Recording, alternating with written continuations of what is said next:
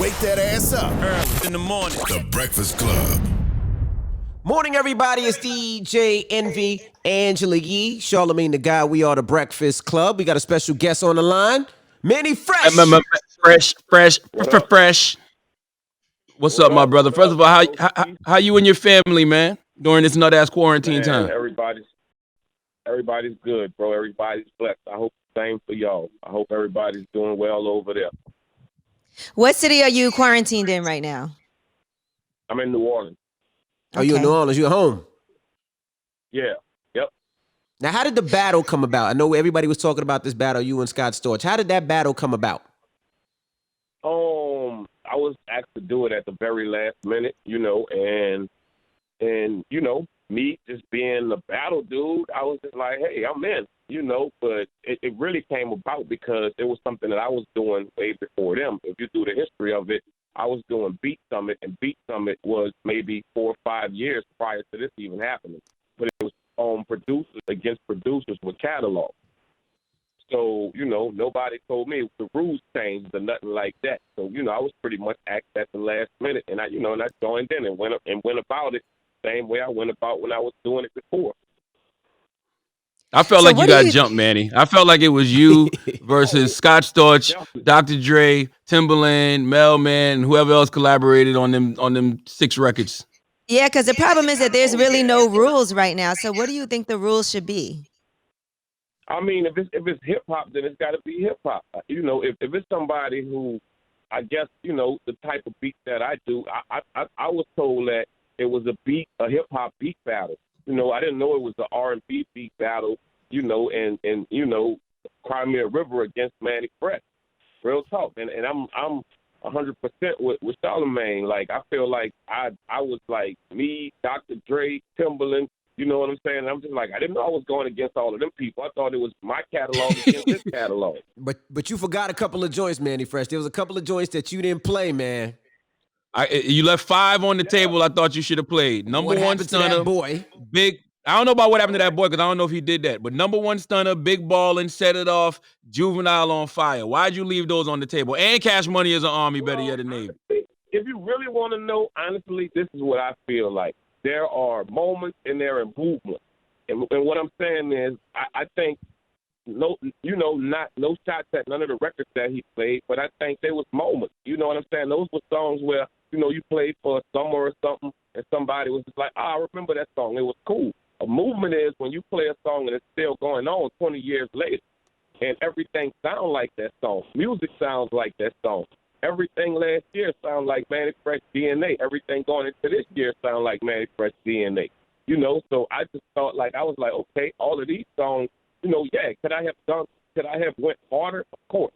But I still feel like, some of them songs, like, I just don't feel that, dude. And it ain't nothing salty. And I feel like this. I could have lost 19 times out of the 20. But when you play Back That Ass Up and you do a draw on that song, I'm just like, oh, man. That's ridiculous. It don't feel right. Yeah, Back That Ass Up is a Negro spiritual. It is. Now, has your phone been ringing like crazy because people actually forgot how many records you produced? Like, because even playing some of the songs, I'm like, damn, he produced that. I forgot about that. How's your phone been ringing crazy? Oh, yeah, dude. And the cool thing about the beat battles, though, it made another generation actually understand. Like, they like, wait, dude did all of that? Like, all of that him? And it's just like, yeah, all of that. Now, I got to go back to a question, though. You saw what Just Blaze wrote on Instagram? He said, you take Kanye away and you don't have a certain era and sound of Rockefeller, but the label still exists. You take Mannie Fresh away and you have no Cash Money. So how did you feel when you were reading all of those comments and what other people were saying about you?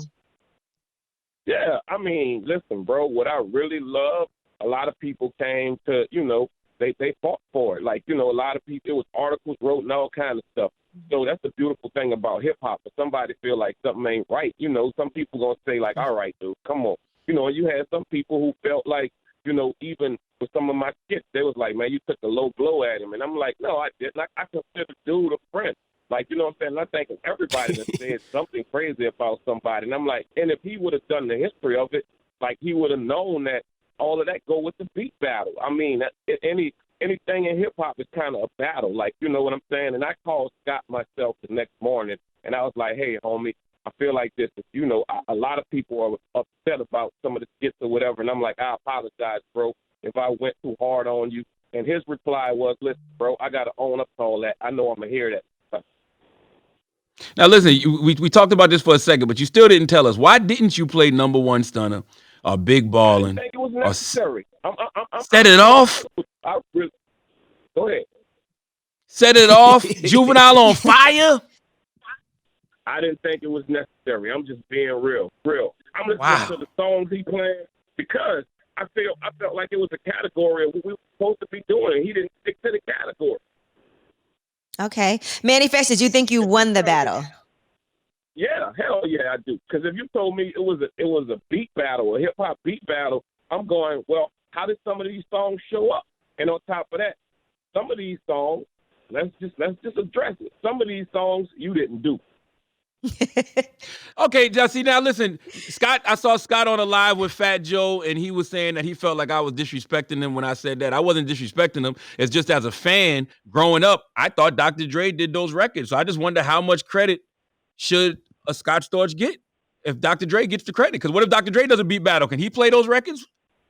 Well, what I'm saying is, now y'all feel me on this. If that was the case and that was the rules and that's how it was gonna go, well, why shouldn't I have played Beyonce before I let go? Like, you know what I'm saying? They had to clear that song to use it for me. If we was gonna use songs like, you know, that came from a zip, like, you know what I'm saying? I could have played Chris Brown Wobble. You know, I could have went deep, like, you know what I'm saying, this year from songs that was, you know, that I'm like, okay, if we playing songs that came from a zip, but I stuck to the rules of these are songs that Mannie Fresh produced. Right. You What didn't did you ever do feel for at some point Beyonce during the before I battle let go? like, The beginning of it, the getting ready. I did that beat. Oh, They sampled had it. got you. So did you Sampled feel it. like changing it up in the middle? Like, okay, I'm gonna start doing that too, since he's going ahead and using stuff that he was on or that he didn't necessarily produce. Did you feel like, okay, I'm about to start pulling that out also? Yeah, no, I stuck to the rules. That's what I'm saying. I played my song. I still stuck to the rules. Okay? Right. But I'm going, okay, so is it a new day in town? Like, is there something going on? Like, you know, where I'm like, okay, I guess that's cool, you know? But me, personally, I was like, I'm going to stick to songs that I done. I'm not going to play something that, well, you know what, this is something that I played on, or this is something that I co-produced, you know, and I'm just like, nah, these are songs that Mannie Fresh done. You think he should have gotten disqualified?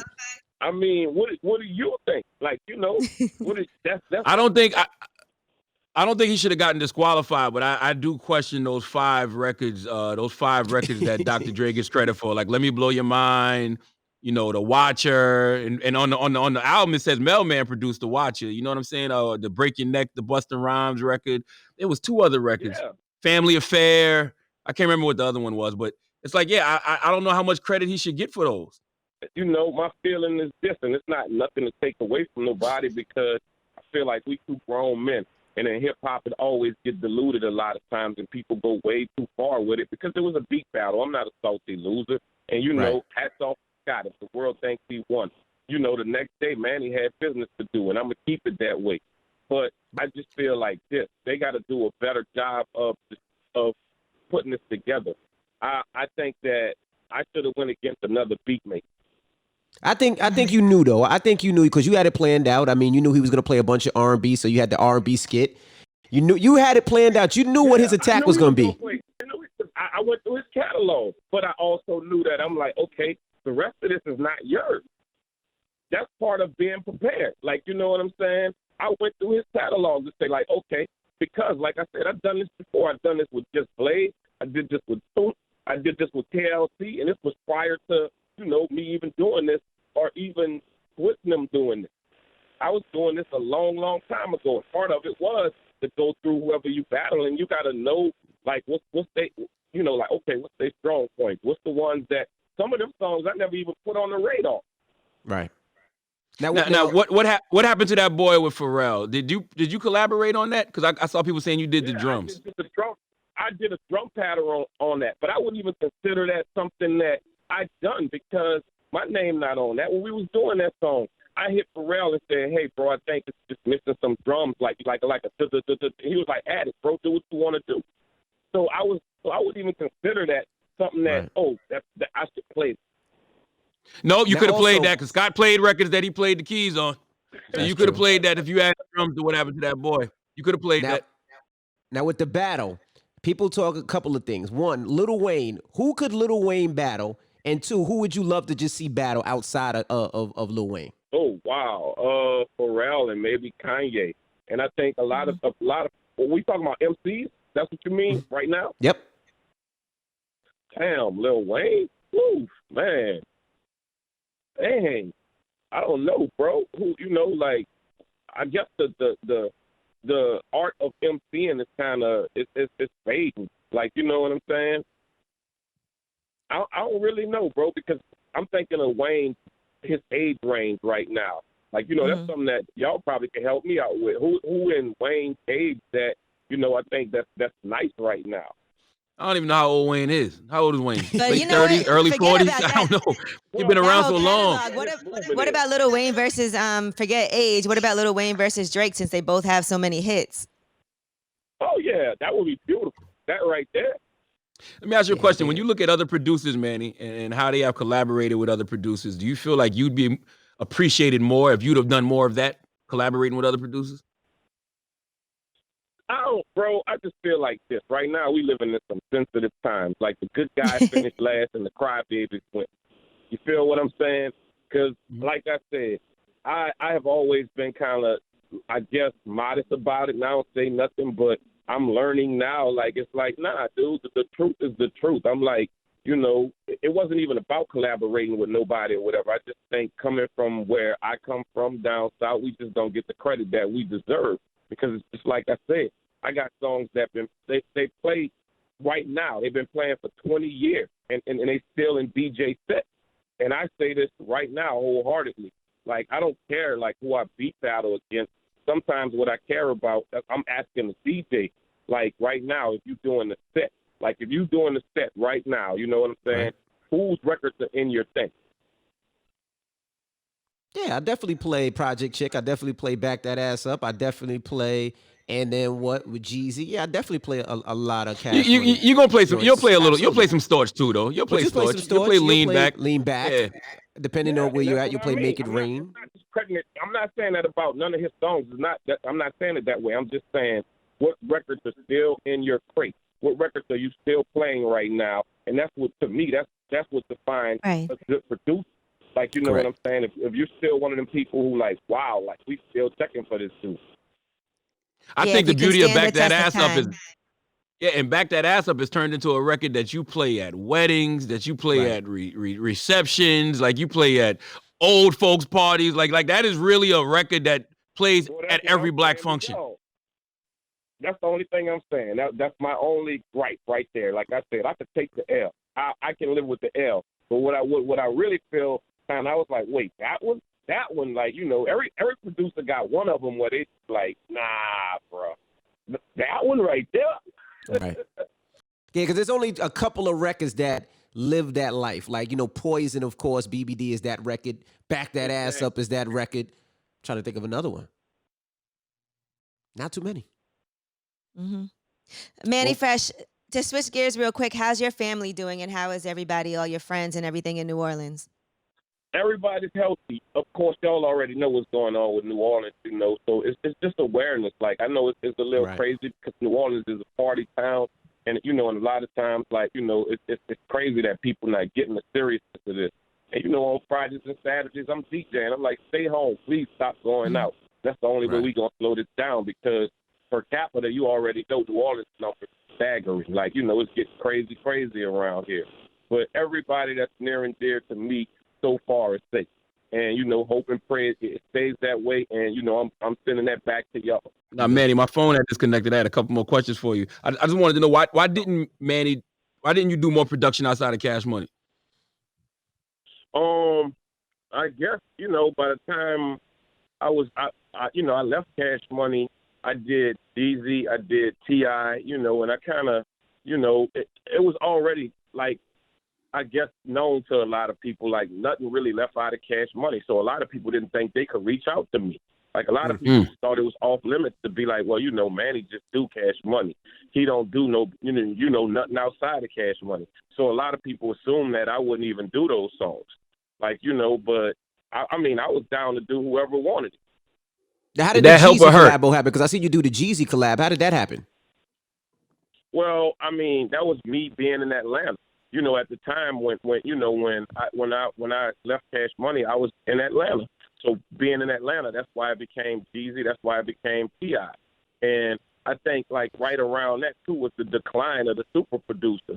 So on, I would say at the height of what I was doing, it was like me, Timbaland, Pharrell, other producers, Jazzy or whatever, and the money that we was getting was crazy or whatever. And, and then the new set of producers started coming in and, those numbers went down.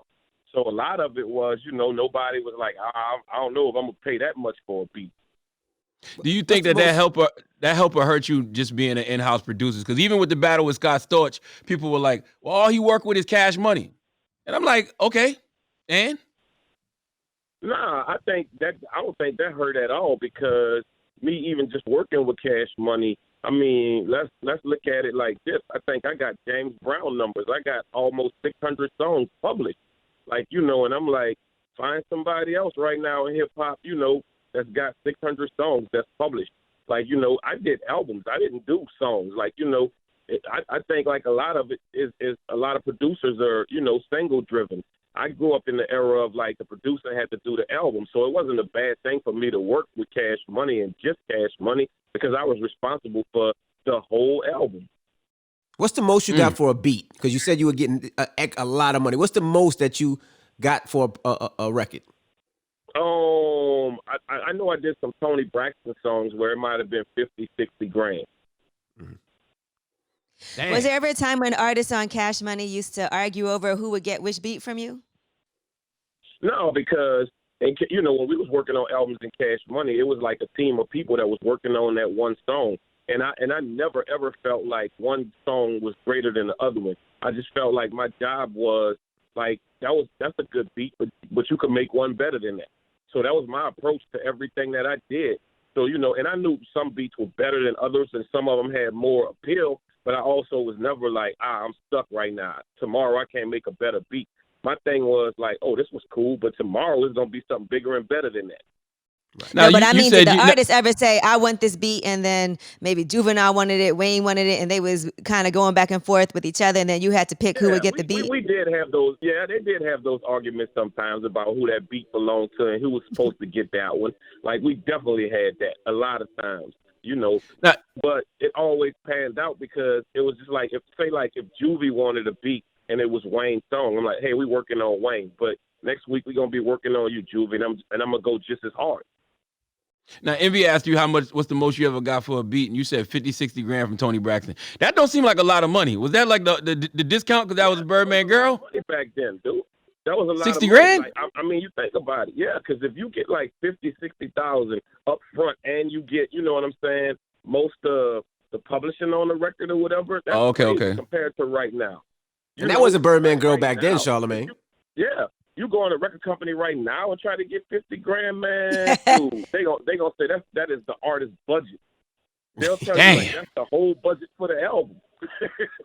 Now, I asked you earlier. I think I got cut off though. When you look at other producers and how they collaborated with other producers, do you feel like you should have done more of that? I'm open. I was open to it, but I was good with where I was. Like, and I think even my relationship with a lot of people, like, I think I'm cool as a fan with everybody. And and if you wanted to work with me, I would have worked with you. When Jazzy Faye came on with Cash Money, we worked on everything. So anybody that wanted to work, I was always there. I was always down to work. I think even real talk, a lot of my best music is probably on my drive. Like, the songs that people don't hear because I do so much music because I love this, but when it became a point where I can't get it across to artists, like right now, I probably got 3 or 4 computers full of beats, but the business is not right now. Somebody told me that you got a whole album with Mos Def. Yeah, I do. I got an album with Mos, I got an album with Wayne. I got a couple of songs with like a lot of greats, but I'm this guy too. If that artist don't agree, I'm not somebody who would leak that song. Right. Now, Wow. when you talked about business, when did you start getting the business part right? Because I'm sure when you was doing all those records, it was more like, oh, we all family, we all friends. And then it has to be to the point where like, damn, I got to make sure my business is right. Well, I just started seeing a whole lot of people coming up with stuff around me. I was just like, well, my face is buried in this drum machine and on these keyboards, and I'm just like, it's a brand new, it's a whole bunch of brand new stuff outside. Like, and I'm doing this, for the love of it, which I didn't mind because it wouldn't be a Mannie Fresh if it was material to me, but I also felt like I'm supposed to get paid for this. Like, it's like, wow, I'm looking at all of this, happening, and I'm just like, the numbers are not adding up. And luckily for me, you know what I'm saying, I had structure, you know what I'm saying? I had a dad that grew up in music that was just like, hey, dude, look, you got to get this right.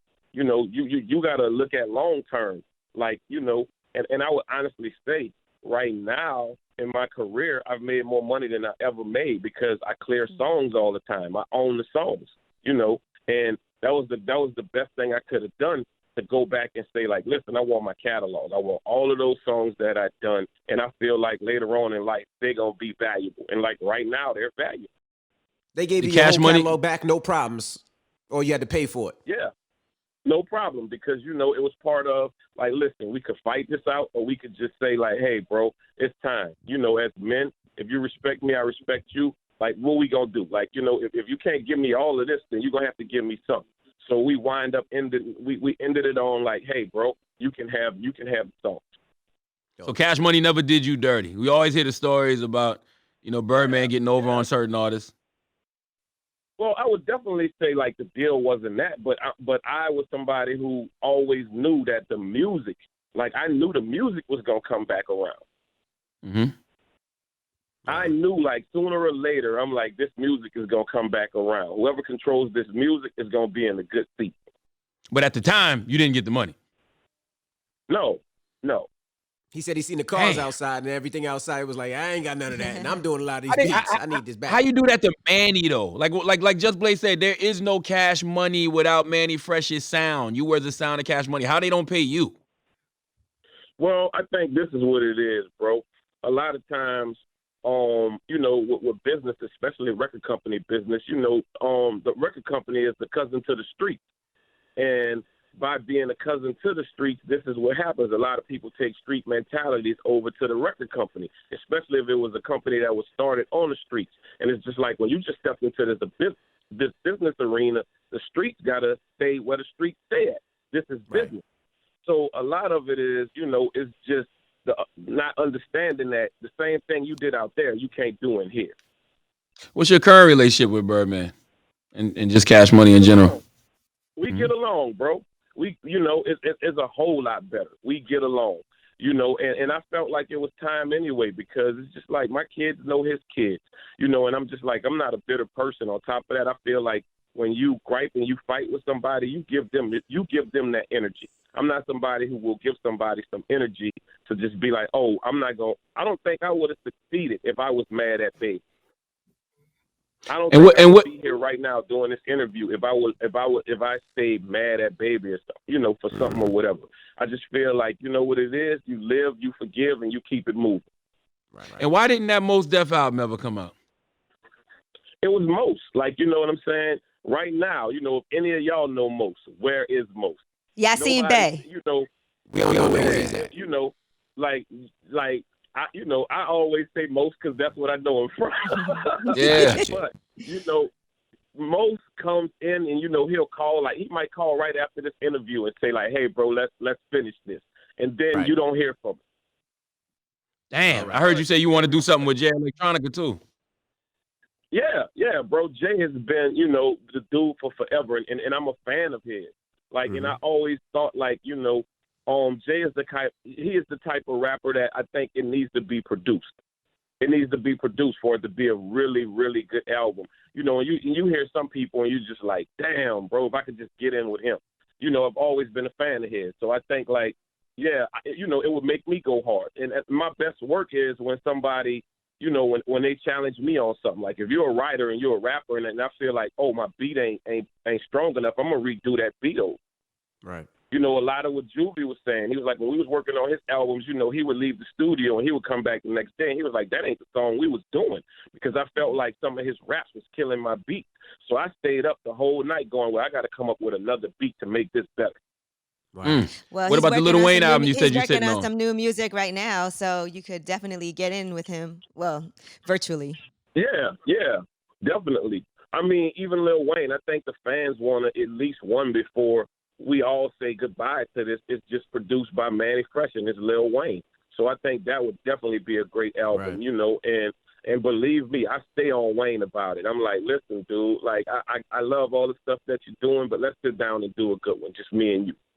I mean, you said you got a bunch with him now, though, right? Yeah, I got a bunch of songs with him. And some of it is, you know, because it's always me. Like, I've never had a song ever leak. In my whole career, I've never had a song that I've done with somebody ever leak anything that got in the wrong hands. So if Wayne don't agree with it, then I'm not going to put that song out. You know, as much as tempting as it is, a lot of times, because you're like, damn, bro, come on. And a lot of it, you know, like some of them songs that I got right now with Wayne, it was just out of frustration because of the deal that happened. And, you know, and he was saying some stuff on them. So he was just like, now that, you know, he's in a better space and a better place, like, nah, dude, I really don't want them songs to come out because I just don't want to deal with the repercussions of it. There was a lot of diss records to Cash Money, basically. I'm sure. Yeah, it's more of, he was just like, I'm over that. It was just me airing out, and, you know, and I'd rather not have that out there. So, you know, just out of respect, I'm going to respect his wishes and not put them out. Gotcha. Now, before we get out of here, I got one last question. What would you do different in the Scott Storch battle today? Because I still feel like you left 5 records on the table you should have played, Mannie. You could have been a little bit more structured. I feel you. How you let them records fly. But this is the problem, too, Charlamagne. With me, because the catalog is so much, it's like, you know, believe me, I've had 100 people call me and said a different song that said, you should have played this, you should have played this, you should have played this. And sometimes, bro, me as a producer, I really don't go like, damn, yeah, I should have played that, I should have played that. Because sometimes I don't even realize how many songs I've done to say, like, damn, I did pass that song up. I didn't play that song. So that's what it was. Like, it wasn't like I was just like, well, damn, you know, why didn't you play this song? Why didn't you play Set It Off or whatever? I'm just like, I have so many records sometimes where I'm just like, I'm overwhelmed, where I have to sit down, you know, and say, like, right now, if I'm going to do this again, I need to put a strong 20. Like, look at everything that I've done and say, okay, these are the strong 20. Got you. Going like, you know, like these are, and I ain't gonna even lie, a lot of that was Mannie Fresh favorites. Instead of me going like, yeah, you should have went to like, man, go get him with this one, hit him with that one, right? You know. But I even felt like the Mannie Fresh favorites was still songs that did numbers, and that was crazy. Right. Yeah, I don't think anybody lost in that battle. I think it's a celebration of 2 great producers. You know what I'm saying? I don't think there's no losers when they do them versus battles. And that's what I really want to get across to, especially a young generation. Bro, there is no beef with me and this man. There is no animosity or none of that. It was just celebration. If I lost, so be it. You know what I'm saying? I'm still living. It was just a big battle. You know we moved on to bigger and greater things. I wish Scott success and everything that he do, and Mannie Fresh gonna keep on going. But all right. I just know this. In order for me to be at my best, I have to paint the picture the way I want to paint the picture. Nobody can step in and say, like, nah, bro, you shouldn't do it that way, because that's not the way the world want to hear it. That's not the way a certain group of people want to hear it. And even that kind of stuff will make you stay away from music sometimes, because even right now, if I'm in a studio with somebody younger, like a lot of times it becomes like, you know, somebody that's on the other, like one of their friends might say, well, you know, he shouldn't say that, bro. And I'm just like, well, does this dude make records? You let your friends dictate the session. And when it becomes that, I don't even want to do it. Gotcha. Well, we appreciate you for checking in, brother. And thank you so much. And when this quarantine over, you got to come to the studio. Man, I definitely will. Bro. Y'all stay prayed up, dude. I know sometimes, you know, and I heard you talking a second ago, and I know sometimes a lot of us question it or whatever, but at the same time, bro, we going to make it through this, man. There's a higher power. There's a higher power. You know, Absolutely. stay prayed up, though. You know, believe in God or whatever you believe in or whatever, but stay prayed up and stay hopeful, and we're going to make it through this. All right. My Thank you, brother. Love. It's Mannie Fresh. It's the Breakfast Club. Good morning.